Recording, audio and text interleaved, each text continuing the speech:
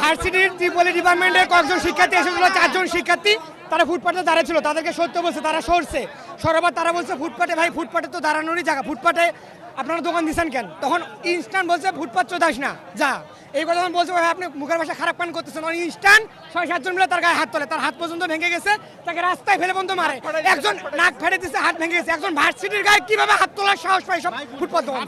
আমরা চাই এই সুষ্ঠু বিচার চাই, আমরা চাই যারা এর সাথে জড়িত তাদেরকে অতি দ্রুত গ্রেপ্তার করে যেন শাস্তির আওতায় না হয়, যেন ভবিষ্যতে কেউ এই ধরনের কর্মকাণ্ড ঘটান।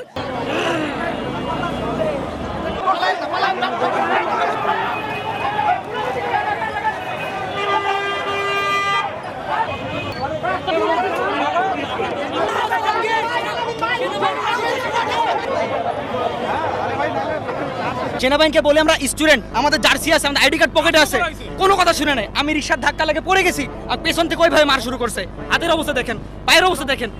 আমি কি মানুষ না কি?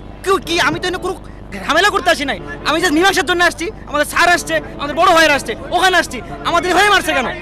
মারামারির বিচারের জন্য আমরা এখানে এসেছিলাম, এসে আমরা রাস্তার এক সাইডের মধ্যে দাঁড়িয়ে আমরা দোকানকে সেভ করতেছিলাম, অতর্কিতভাবে এসে আমাদেরকে কুত্তার মতো পিটাইছে, গরুর মতো পিটাইছে আমাদেরকে।